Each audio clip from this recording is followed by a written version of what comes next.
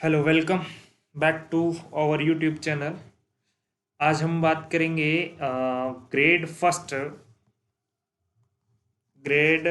First physics के जो साथी हैं, जो भौतिक विज्ञान से व्याख्याता परीक्षा देना चाहते हैं, उनके बारे में आज हम एक नया टॉपिक शुरू करने जा रहे हैं। अब से अपने फर्स्ट ग्रेड फिजिक्स के लिए वीडियोज अपलोड कर रहे हैं, जिसके अंदर मैंने सबसे पहले जो टॉपिक उठाया है वो है मैथमेटिकल फिजिक्स। ये इसलिए उठाया है क्योंकि फिजिक्स के कोई भी टॉपिक उठाओगे ना, तो वहाँ पे आपको मैथ जरूर आती है, यानी आपको जो है न्यूमेरिकल प्रॉब्लम जो है वो सॉल्व करनी पड़ती है। और न्यूमेरिकल प्रॉब्लम में आपको यही मैथ के कंसेप्ट जो है वो आपको आएंगे। अगर ये आप पहले कर लेते हो तो बाकी जो टॉपिक है वो इजीली आप कर पाओगे, चाहे वो एनएलएम हो, चाहे आपके इलेक्ट्रोस्टैटिक वाला पार्ट हो, यानी कोई भी पार्ट हो उसके अंदर आपके वेक्टर वगैरह आ जाते हैं, तो वहाँ पे जाके अपने को थोड़ी समस्या आती है। हम शुरू करने जा रहे हैं मैथमेटिकल फिजिक्स। स्पेशल है ये आरपीएससी ग्रेड फर्स्ट के लिए, लेकिन अपनी बात वही है कि फिजिक्स के अंदर कोई भी ऐसे नहीं है कि आप स्पेशल कर रहे हो। आपके अगर ये टॉपिक लगता है और जो मैं टॉपिक करवा रहा हूँ वो टॉपिक आपके कंपटीशन में लगता है या किसी और भर्ती में लगता है या कहीं भी आपके लगता है, तो आप इस वीडियो को देख सकते हैं, लास्ट तक देख सकते हैं, कोई दिक्कत वाली बात नहीं है। और वीडियो के लास्ट में आप कमेंट करके ज़रूर बताएं कि आपको ये कैसा लगा, और कुछ इम्प्रूवमेंट करना है तो भी आप मुझे सलाह दे सकते हैं, है ना। बेझिझक बिना किसी संकोच के आप मेरे साथ शेयर कर सकते हैं। चलिए हम बात करते हैं आज मैथमेटिकल फिजिक्स में। सबसे पहले तो अपने डिस्कस करते हैं कि अपने टॉपिक मेन टॉपिक है कौन से। जो मैथमेटिकल फिजिक्स है फॉर आरपीएससी ग्रेड फर्स्ट की बात कर रहा हूँ मैं, फॉर फर्स्ट ग्रेड की मैं बात कर रहा हूँ, ठीक है ना। फर्स्ट ग्रेड यानी कि व्याख्याता जो बनते हैं उनकी बात कर रहा हूँ मैं।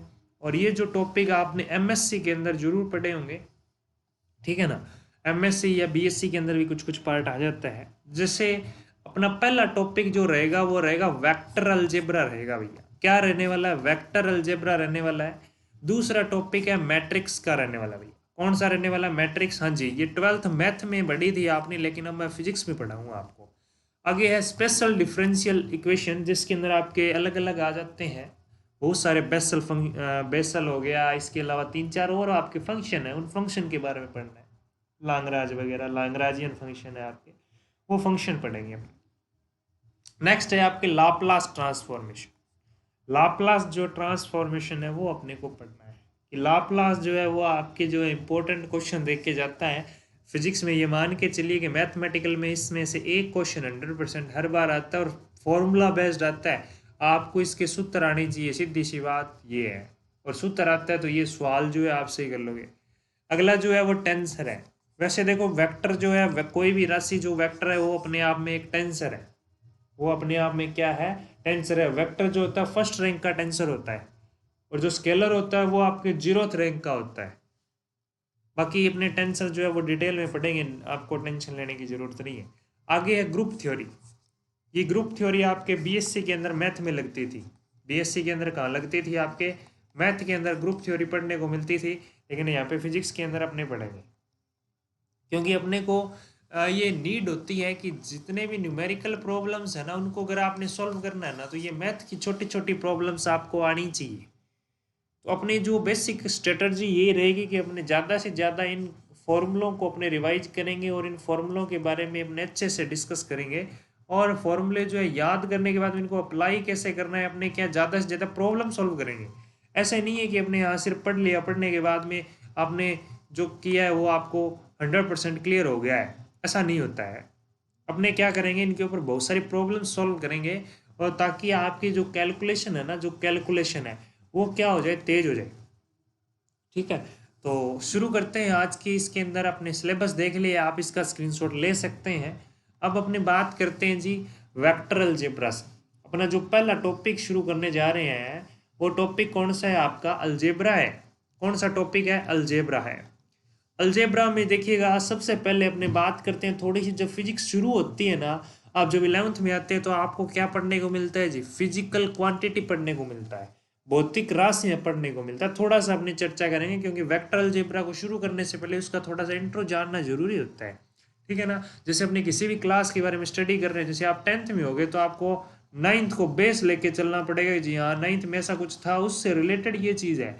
तो ऐसा ही अपने को क्या करना है, थोड़ा सा जो है 11 से रिलेट करके चलूंगा, क्योंकि ये आपके ये वैसे तो नया टॉपिक है और बीएसए में कोई कोई खास इसका कुछ होता नहीं है ना। हाँ, तो देखो फिजिकल क्वांटिटी जो है आपने पढ़ी थी उसको अपने थोड़ा सा देख लेते हैं। फिजिकल क्वांटिटी क्या है, जिसको क्या किया जा सके, मेजर किया जा सके, जिसको क्या किया जा सके भैया, मेजर किया जा सके ना, उसी को ही क्या कहते हैं, फिजिकल क्वांटिटी कहते हैं। जिसको मापा जा सकता है, तोला जा सकता है, जैसे मैंने कहा 1 किलोग्राम, 1 लीटर, 1 मीटर या 1 किलोमीटर प्रति सेकंड, ये सारी चीज़ें मेजरेबल है, इनको मापा जा सकता है, इसलिए ये क्या है, फिजिकल क्वांटिटी है।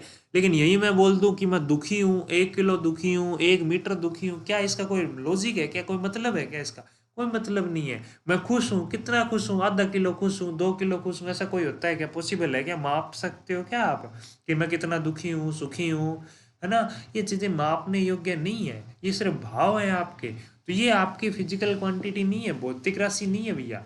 बात क्लियर होगी होगी आपको कि भौतिक राशियाँ क्या होती है, वैसे तो आपको पहले से पता है ना, लेकिन अपने सिर्फ डिस्कस कर रहे हैं, है ना। तो देखिए फिजिकल क्वांटिटी मेजरेबल होती है, उसको मापा जा सकता है। जैसे मैंने कहा 1 मीटर, 1 किलोमीटर हो गया, 1 लीटर हो गया, 1 सेकंड हो गया, ये सारी चीज़ें मापने योग्य है, तो इनको फिजिकल क्वांटिटी कहेंगे। तो जो जितनी भी आपकी अपने बात याद रखने, ऑल जो फिजिकल क्वांटिटीज़ हैं, ऑल जो फिजिकल क्वांटिटी है, quantity are relative, are are relative,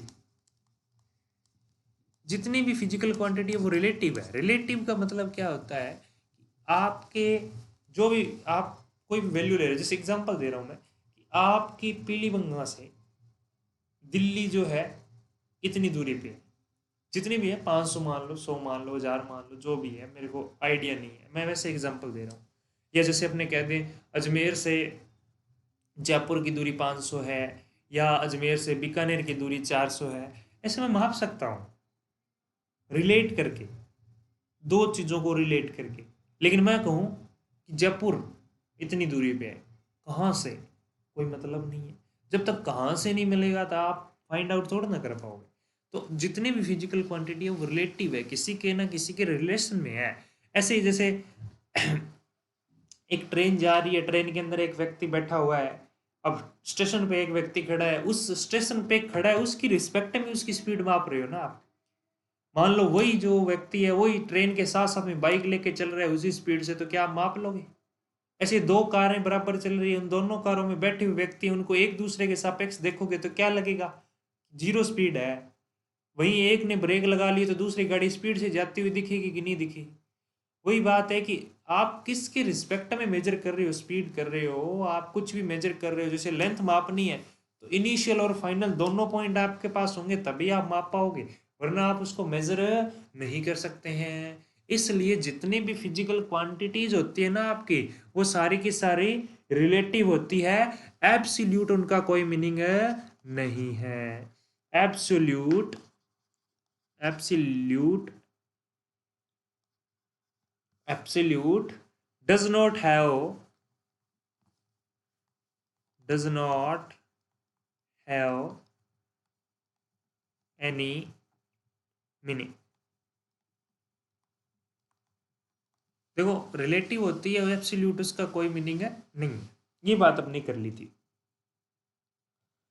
अब आपको किसी भी फिजिकल क्वांटिटी को अगर मेजर करना है या उसको डिनोट करना है तो आपको किसकी नीड होगी, डिनोट करने के लिए आपको, डिनोट करना है तो आपको किसकी नीड होगी, आपको फ्रेम ऑफ रेफरेंस की नीड होगी। ये चीज़ याद रखें, किसी भी फिजिकल क्वांटिटी को रिप्रेजेंट करने के लिए आपको किसकी, फ्रेम ऑफ रेफरेंस की क्या होगी, रिक्वायरमेंट होगी। ये चीज़ आपको याद रखनी है। अब अपने बात करते हैं क्लासिफिकेशन ऑफ, आप क्लासिफिकेशन ऑफ फिजिकल क्वांटिटी, यानी भौतिक राशियों का वर्गीकरण जो है वो अपने देखते हैं। भौतिक राशियों का वर्गीकरण मुख्य रूप से दो तरीकों से करते हैं, जो कि आपके ने बचपन में पढ़ रखा है। एक होता है स्केलर क्वांटिटी और दूसरा होता है भाई साहब वेक्टर क्वांटिटी होता है। स्केलर यानी कि सदिश, सॉरी अदिश राशियां, और वेक्टर यानी कि सदिश राशियां। सदिश और अदिश दो राशियां होती है, ठीक है। तो इन सदिश और अदिश राशियों के बारे में अपने बात करें तो सबसे पहले स्केलर क्वांटिटी कौन सी होती है, सिंपल भाषा में यही कहते हैं कि स्केलर जो होती है उसके अंदर ओनली क्या होता है, मैग्नीट्यूड होता है। ओनली क्या होता है, मैग्नीट्यूड होता है, उसमें डायरेक्शन आपके पास में नहीं होती है। और वेक्टर में आपके पास में both both magnitude and direction दोनों आपके पास में अवेलेबल होती है। वो तो वेक्टर है जिसमें ओनली मैग्नीट्यूड है, डायरेक्शन नहीं है, वो आपकी स्केलर होती है। बाकी अपने स्केलर क्वांटिटी को डिटेल में अपने पढ़ेंगे नेक्स्ट वीडियो के अंदर। आज अपने सिर्फ उद्देश्य यही था कि आपका सिलेबस क्या है वो मैं आपको तक पहुंचा दूं। तो सिलेबस में यही है, वेक्टर अलजेब्रा है, मैट्रिक्स है, स्पेशल डिफरेंशियल इक्वेशन है, लाप्लास है, टेंसर है और ग्रुप थ्योरी है। बाकी अपने नेक्स्ट वीडियो में अपने डिटेल से पढ़ेंगे। अभी अपने यहीं एंड करते हैं इस सेशन को, ठीक है।